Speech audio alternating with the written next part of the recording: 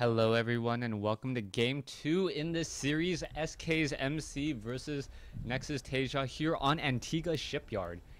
MC spawning as the red Protoss player on the bottom right hand side of the map. Meanwhile, TaeJa spawning as the blue Terran player on the top left hand side of the map. This is Antigua Shipyard. Most likely it is forced cross spawns. And interestingly enough, we still have gold minerals here on Antigua Shipyard. Now, so far in this King of the Hill series, TaeJa has been able to take one game off a previous Protoss player, and we'll see if he'll be able to do it against MC. MC, no slouch in the StarCraft 2 community, and we'll see what's going to be going on here in just a moment as the game does get underway.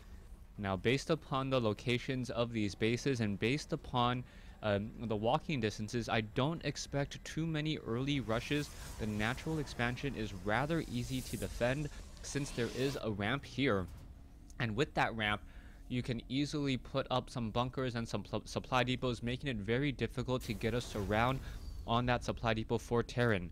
Meanwhile, the Marines and the Marauders... Excuse me, the Marines and the Marauders are going to have a difficult time charging up this ramp, especially if MC utilizes that one gate expand that has 2 gas in order to get a lot of early sentries.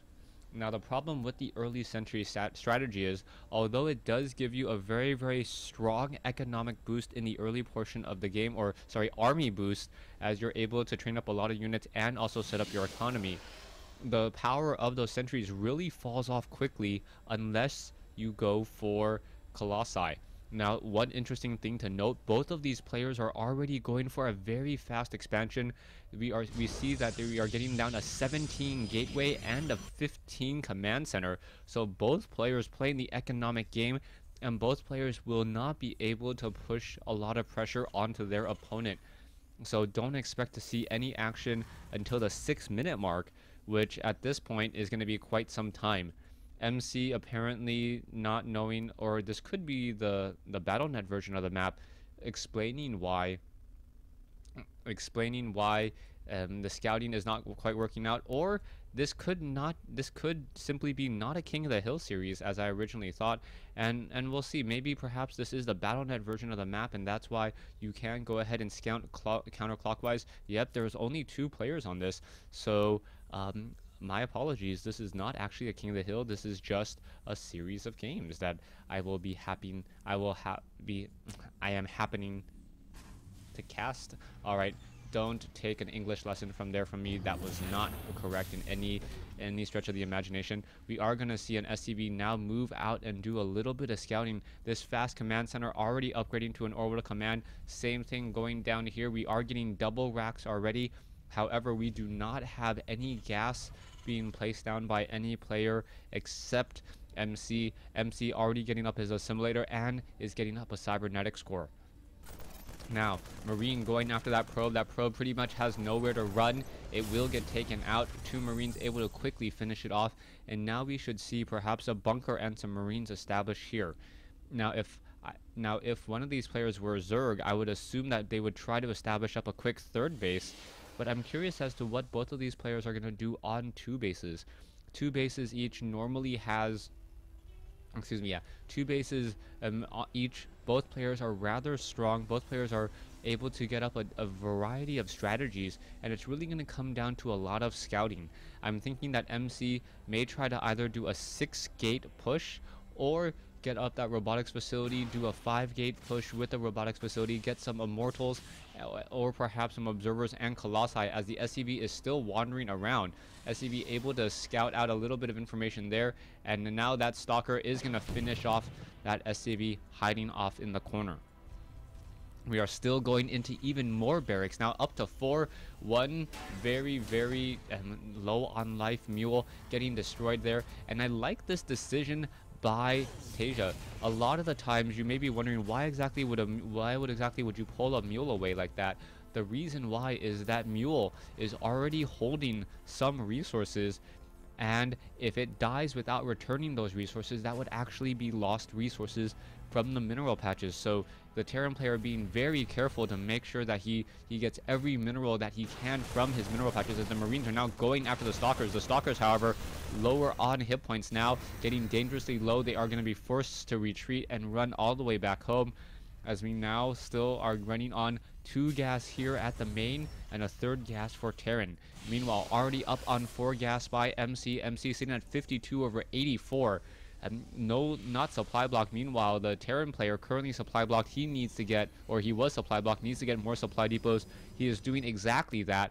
And also getting stim, should be getting combat shield or concussive shells momentarily. Most likely combat shield first, as he is very, very heavy on Marines.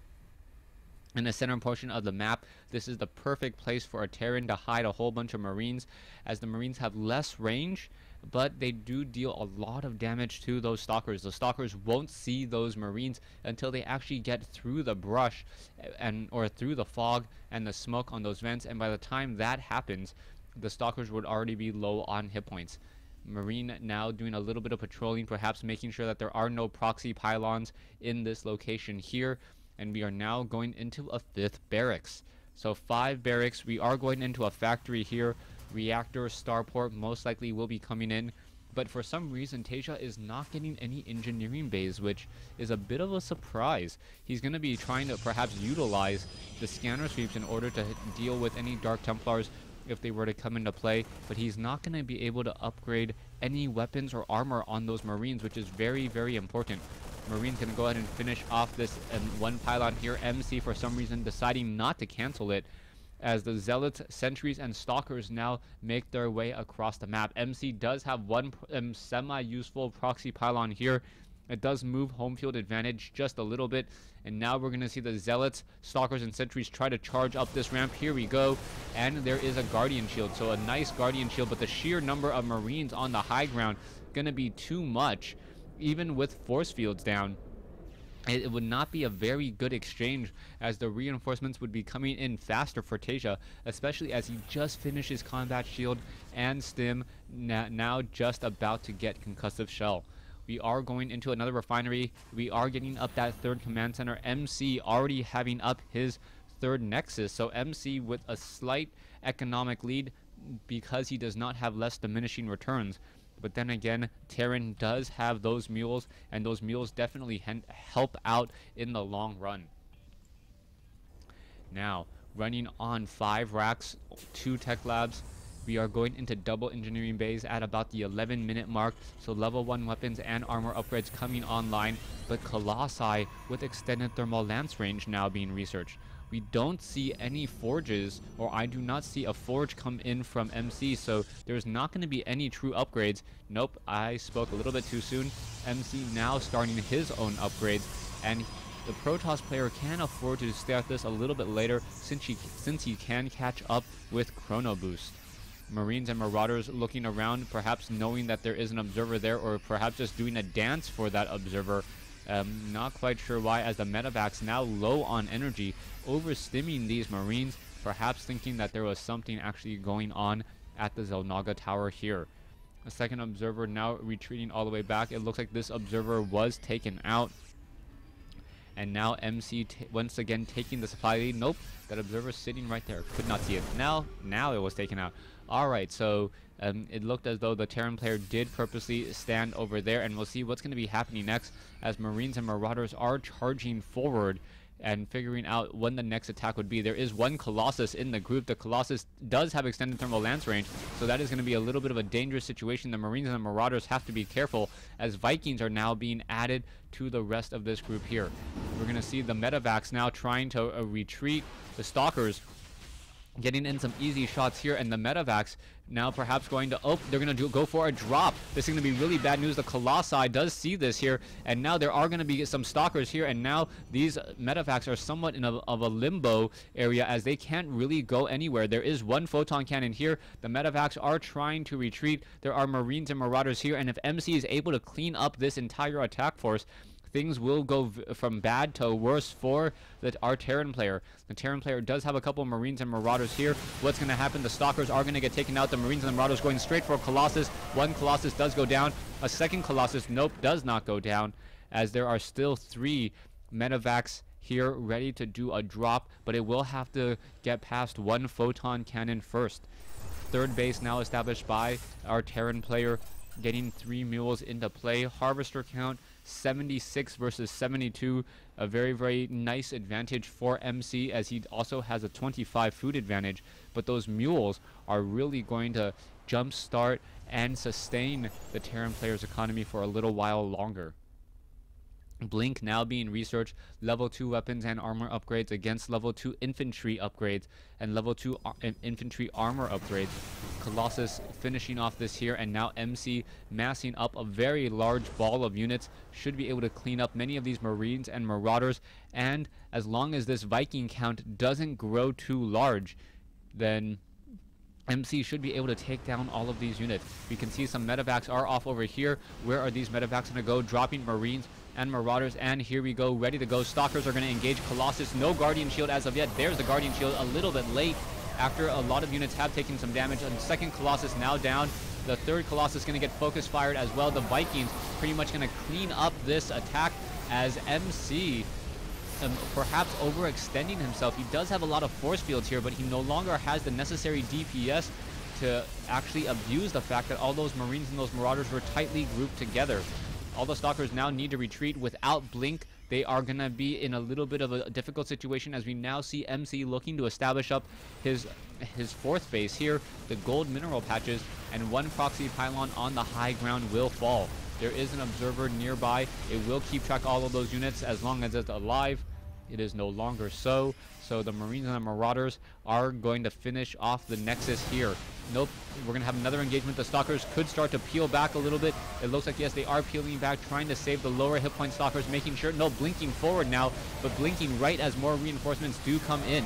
Marauders now focusing down Zealots. The Zealots do, in fact, have charge, but no, does not have charge right now, so that's going to be a bit of a problem, as the Zealots have no real way to chase after these units. Marines and Marauders going after Zealots. The Stalkers trying to fight back, 125 versus 130, and both sides taking terrible, terrible losses, as a new command center now being lifted off and perhaps landing as a planetary fortress, and also going to be landing at the 9 o'clock position.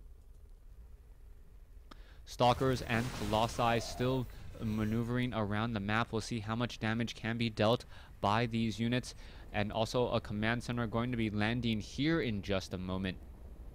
As soon as this command center lands, should upgrade to a planetary fortress and call in a whole bunch of mules, as mules are very effective at gold mineral. Actually, nope, not extra effective at gold mineral patches. They are just as effective at gold as they are at a normal mineral patch now, since the most recent patch. Colossi now making their way forward. Are there enough Vikings? The Vikings are going straight after those units. The Vikings are dealing some damage, but it looks like the Vikings will get taken down. More Vikings are coming in to reinforce. The Stalkers need to focus down the Vikings. There are no Phoenixes, and without Phoenixes to absorb damage and to perhaps shoot down those Vikings, the Colossi are simply melting far too quickly. Level 3 weapons upgrade now being researched on both sides, but level 3 armor coming in from the Protoss, as the Stalkers are perhaps going to try and destroy some of these SCVs. Why aren't the Stalkers just sitting right here? I'm not exactly sure. Could be like shooting fish in a barrel, as all of those SCVs would get taken down in a matter of seconds. Even the Colossi has extended thermal lance range, and I am really questioning MC's play as of now, as he could at least do something here. We'll see that, yes, the Colossus now finally makes its way over, dealing some damage. Gonna be able to slice through some SCVs now and perhaps even take down this planetary fortress. The planetary fortress taking damage, but the SCVs are trying to repair it. Vikings now making their way over. One Colossus is not going to be enough, as the Vikings now being forced to retreat. And now we'll see what this little dance will look like. 2 Colossi, a proxy pylon now warping in. MC once again ahead on supply. Is it going to be enough, as he's charging in after these units, getting off one Viking, and a second Viking does get taken down. SCVs are now being brought over. SCVs are going to perhaps take a lot of damage here, but this is a very bad situation. MC has no real way to retreat, as the planetary fortress is right there. Now trying to engage. It looks like MC is going to be on the upper hand of this battle, and another Colossus gets taken down. So multiple Colossi are being destroyed. And now we are at 115 versus 142. 3-3 upgrades against 2-2 upgrades. The Stalkers and the Stalkers should come out ahead, as the Zealots, as long as they find their targets, should be able to finish off some of these Marauders and these Marines. Another medevac does get taken down, and MC is now up by 50 supply. So 50 supply advantage for MC, and it's not looking good for our Terran player here. The Terran player most likely going to fall, as MC now gets in a round of Archons. Those Archons going to completely catch the Terran player out of position. He's not going to have the necessary counter units, getting up a lot of Vikings in order to counter the Colossi, and not ready for the tech change from Colossi to Archons.